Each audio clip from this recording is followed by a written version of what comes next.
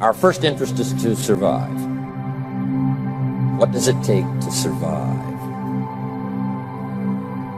Our second interest is to succeed. What does it take to succeed?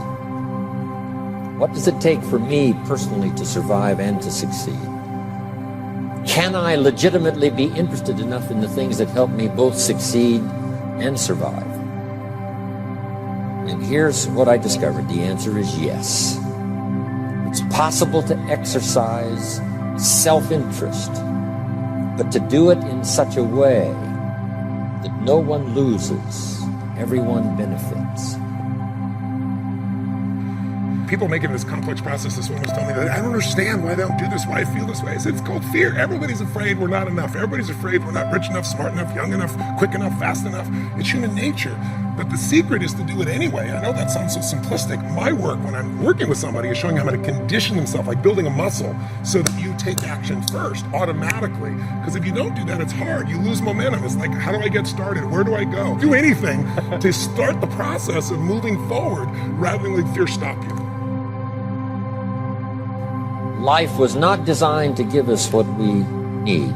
Life was designed to give us what we deserve. We do not reap a harvest in the fall because we need it. We reap a harvest in the fall because we deserve it. If you wish to reap, you must plant.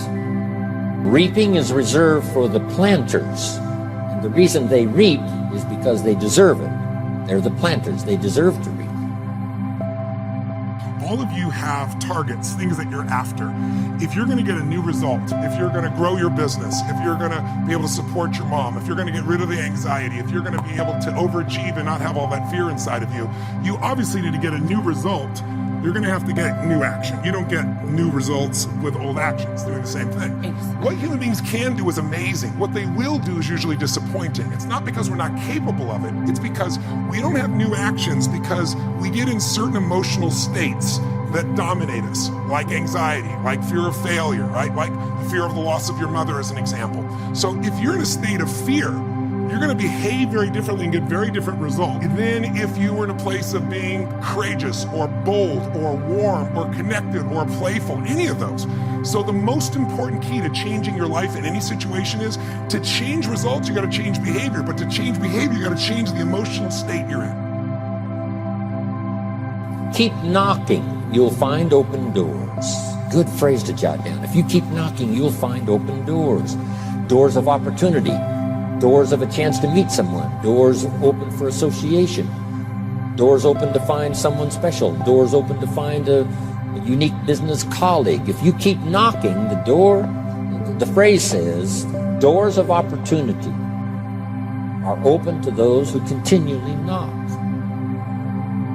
So we don't find open doors of opportunity because we need them. We find them because we deserve them. Finding is reserved for the searchers, because they deserve it.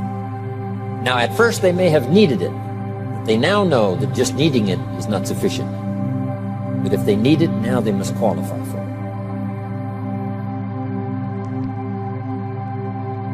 Well, if you want to break through, not just a little change, you can change laterally. You can go from being pissed off to frustrated. Right. Doesn't help you much, right? But if you really want to change, most people are trying to change. Say they want to lose weight, they want to make money. They go, how do I do it?